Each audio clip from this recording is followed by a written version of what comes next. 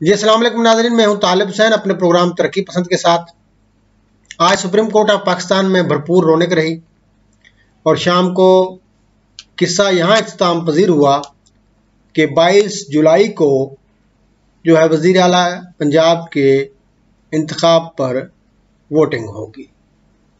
मतलब मुझे इस फैसले के अंदर कोई ऐसी चीज़ नज़र नहीं आती जो आईनी हो या सुप्रीम कोर्ट ने सारा दिन को आइन के हवाले से कोई बात की हो या रूल ऑफ लॉ की कोई बात हुई हो। ये एक मसालेती सालसी प्रोसीडिंग्स थी जो सारा दिन सुप्रीम कोर्ट ऑफ पाकिस्तान में हुई, जिसमें 3 दफ़ा आधे आधे घंटे के ब्रेक लिए गए और ब्रेक के बाद दोबारा किस्से कहानियां चलती रहीं। अदालतों का काम आइन के मुताबिक फैसले करना होता है, ना कि सालसी करना। 1973 का कॉन्स्टिट्यूशन वाज़े है, जब आप अपनी मनपसंद तशरीहात करेंगे, आप पॉलिटिकली मोटिवेटेड होंगे, आप एडवेंचरिज्म का शिकार होंगे, तो फिर हमारी अदलिया दुनिया में 226वें नंबर पर ही आएगी। इस मुल्क में 2 इदारों ने अपने किरदार के जरिए, सियासी अमल में मुदाखलत के जरिए अपने आप को जितना गंदा किया है शायद ही तारीख में पहले कभी किसी ने किया हो। आज से चंद साल पहले आधा पाकिस्तान या यूं कह ले कि प्रो PMLN फैक्टर था जो गालियां निकाल रहा था, आज प्रो PTI फैक्टर है जो गालियां निकाल रहा है। तो आप यूं समझिए कि किस्मत के धनी हैं जिन्हें इस मुल्क के 100% लोगों ने गालियां निकाली हैं। अरे भाई, आर्टिकल 95 के तहत वाज़े है कि तहरीक अदम एतमाद आएगी, उस पर वोटिंग होगी और जो अक्सरियत अपनी साबित कर देंगे वो वजीर आला बन जाएंगे। इसमें कौन सा ऐसा मतलब अलजबरा है या मुश्किल है जो हमें समझ नहीं आ रही। और जो लोग पार्टी पॉलिसी के खिलाफ वोट देंगे वो 63A के तहत डिस्क्वालीफाई हो जाएंगे। हमारी अदालतें ये फैसला करने पे तुली होती हैं कि भाई नहीं, नाअहली पहले होगी, मतलब जुर्म किए बगैर ही आपकी नाअहली हो जाएगी। जुर्म सरजद होने से पहले ही आपके जो है वोट अलग कर लिए जाएंगे। ये जो रेफरेंस आया था उसमें जो मनपसंद तशरीहात पाकिस्तान की अदालत उज़्मा ने की थी, उसका आइन और कानून से कोई ताल्लुक है ही नहीं। और फिर उन तशरीहात की बुनियाद पर पंजाब में परवेज इलाही साहब और पंजाब के अपोजिशन लीडर साहब वो चले गए और हाई कोर्ट में कि ये हमजा शहबाज साहब का जो इलेक्शन हुआ है उसमें तो वो 25 लोग जो थे वो मुनर्रिफीन थे, तो लिहाजा उनका इलेक्शन जो है इनवैलिड करार दिया जाए। तो हाई कोर्ट ने फैसला दिया कि हम वो 25 वोट निकाल के अब दोबारा रिकाउंटिंग करा लें। और रिकाउंटिंग आज होनी थी 4 बजे और 2 जुलाई उन्होंने तारीख दी थी कि 2 जुलाई को नौ मुंतखब वज़ीर आला होगा, वो हलफ भी उठाएगा इन केस।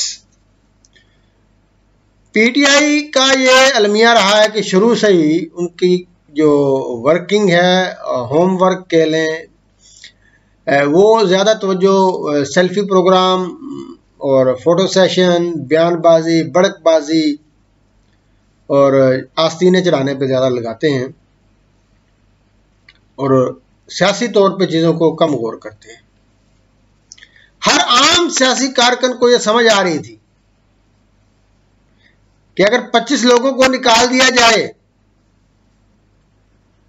तो 168 टोटल बनते हैं PTI, काफ लीग और अपोजिशन इत्तेहाद के, और हुकूमती इत्तेहाद के 177। तो ऐसा फैसला करवाने आप हाई कोर्ट में जा रहे हैं अल्लाह के बंदो, जिसमें आपकी शिकस्त ही शिकस्त है। कल जब फैसला आया, पहले तो इख्तिलाफी नोट लेके मिठाइयां मतलब खुशियां मनाई गई, मिठाइयां खाई गई, और जब उसको तफसील से पढ़ा तो सर पकड़ के बैठ गए, भाई ये क्या हो गया? अगर इसमें तो 10 दफा पोलिंग भी होती तो हमजा शहबाज तो वजीर ना रहेंगे।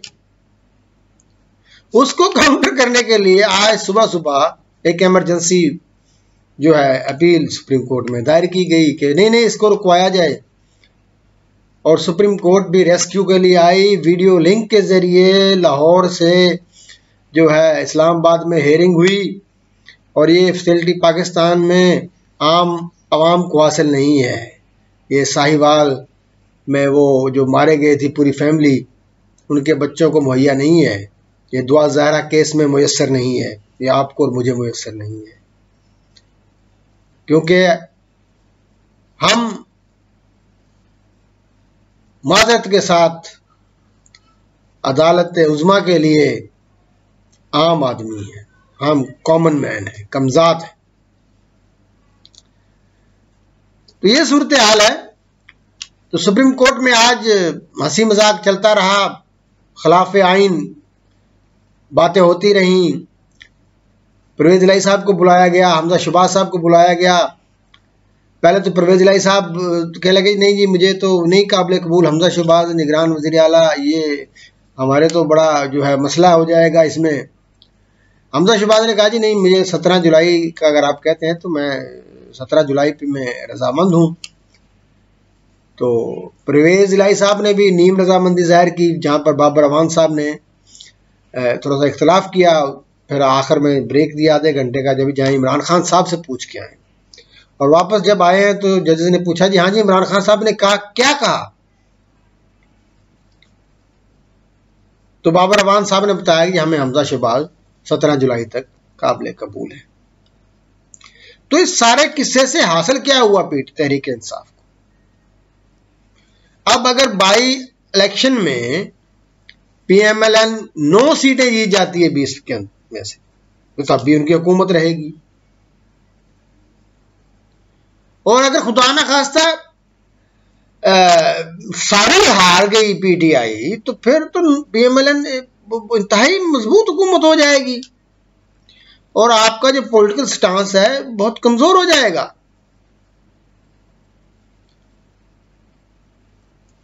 और अगर पीटीआई ये तमाम सीटें जीत जाती है तो वो आइन में आर्टिकल 95 में मौजूद है, आप नो कॉन्फिडेंस मूवमेंट लाकर हुकूमत को फारग कर सकते हैं।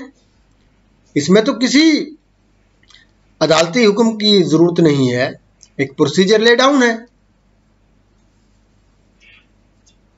तो मुझे बिल्कुल ये समझ नहीं आई कि हाई कोर्ट हो या सुप्रीम कोर्ट हो, वो आइन से तजावज़ क्यों करती है, अपने इख्तियारात से तजावज़ क्यों करती है? क्या उसको शौक है दूसरों के उसमें जाके खेलने का, डोमेन के अंदर? भाई आपका काम मसालियत कराना नहीं है, आप सुबह से पूरे टीवी के ऊपर जो है छाए हुए हैं, टिकट चल रहे हैं, आपकी एक एक स्टेटमेंट रिपोर्ट हो रही है, हैजान बरपा है मुल्क के अंदर। आप फैसला करें आइन की रूह से, कानून की रूह से। आपका काम यह तो नहीं है कि पंचायतें मुकाना, कट करना। तो फिर वो सही करते हैं ना जो मतलब आप सॉरी टू से दैट के वो जो कानून को हाथ में लेके गांव में देहातों में वो पंचायत हो जाती है, वो कोई जिना का मसला हो गया या चोरी का मसला हो गया, खुद ही वो फैसले कर लेते हैं। फिर आप उसको कैसे वो करार देते हैं कि ये भाई खिलाफ आइन है, मावराए आइन है? तो कुछ एहसास कीजिए। हमें पता है इस मुल्क में जस्टिस कार्नेलिस नहीं आ सकता, जस्टिस ए.के. समदानी नहीं हो सकता, भगवान दास नहीं हो सकते, शौकत अजीज सिद्दीकी नहीं हो सकते, वकार सेठ नहीं हो सकते, काजी फायज ईसा नहीं हो सकते। मगर खुदारा आपने अपने पेशरोज का हाल तो देखा है। जस्टिस मुनीर, जस्टिस सॉरी मौलवी मुश्ताक, नसीम हसन शाह, तो खुदा के लिए इस मुल्क पर रहम कीजिए। तो बहरहाल ये सूरत हाल है। पाकिस्तान की अदलिया का जो रोल है वो बड़ा मायूस कुन है। आज फैसला जो आया है कि अब 22 जुलाई को वोटिंग होगी। जी बिस्मिल्लाह, वोटिंग ज़रूर होगी और आपका हुक्म है, आपके हुक्म के मुताबिक ही होगा इस मुल्क में। और आइन का तो यहाँ कोई सिलसिला है नहीं। और दूसरी बात यह कि जो मसला है आपके बाई इलेक्शन का, और उसमें उन्होंने हुक्म दिया है कि चीफ सेक्रेटरी और इलेक्शन कमीशन को हम पाबंद करेंगे कि वो गैर आईनी अहकामात जो है वो ना माने वज़ीर आला के, क्योंकि हमजा शहबाज साहब वज़ीर आला रहेंगे उस वक़्त तक। तो वो तो पहले ही इलेक्शन कमीशन का ज़ाब्ता अखलाक मौजूद है, वो तो वज़ीर आज़म को भी नोटिस कर देता है। तो इसमें तो कोई ऐसी ख़ास बात नहीं है। ख़ास बात ये है कि पाकिस्तान का सबसे बड़ा सूबा एक बार फिर गैर यकीनी का शिकार हो गया है। जो मखसूस सीटों पर जो ख़वातीन की जो सीट हैं, जिसमें 5 अरकान 3 अराकीन ख़वातीन हैं और 2 मिनॉरिटीज़ के हैं, वो भी डी नोटिफाइड हुए थे। तो उसका भी हाई कोर्ट ने, लाहौर हाई कोर्ट ने हुक्म दिया था कि इलेक्शन कमीशन नोटिफाई करे। वो भी अभी होने हैं, उनका भी एक इम्पैक्ट आना है। इसमें मैं आपको आज का चलूँ तो टोटल 297 जनरल सीटें हैं, 66 ख़वातीन की हैं, 8 मिनॉरिटी की हैं। टोटल 371 का ईवान है पंजाब का। ठीक है ना जी। तो अभी डी नोटिफाई होने के बाद जो 30-30 सीटें दोनों पार्टीज के पास है, 30-30 दोनों को मिला के PMLN 165 है टोटल और PTI 158 है। और मिनॉरिटी में PMLN के पास 4 है इस वक्त सीटें, और इस तरीके से जो PTI है उसके पास 2 हैं, 2 उसके मुनर्रिफीन हैं। तो इलेक्शन का जो भी नतीजा है बाई इलेक्शन का, तो इसमें जो है PTI को 2 मिनॉरिटी सीटें और मिलेंगी। ख़वातीन की जो सीट है उसमें चांस ये मुझे ऐसा लगता है कि अगर आप आज के तनासब को भी देखें, आज का तनासब, तो इसके मुताबिक भी PTI को 1 सीट ख़वातीन की मिल सकती है, 2 नहीं मिल सकती। ठीक है ना। तो PMLN को 2 मिलेंगी, PTI को 1 मिलेगी। आज नोटिफाई करा लें या बाई इलेक्शन के बाद करा लें, ये टोटल सूरत हाल होनी है। टोटल 5 मखसूस सीटों में से 2 मिनॉरिटीज़ की दोनों PTI को जाएंगी और 1 ख़वातीन की PTI को जाएगी। मेरी कैलकुलेशंस ये कहती हैं। तो आप इंतज़ार करते हैं हम और आप एक और बेयकीनी का, जो अब कंटिन्यू रहेगी 22 जुलाई तक। अल्लाह हाफिज़।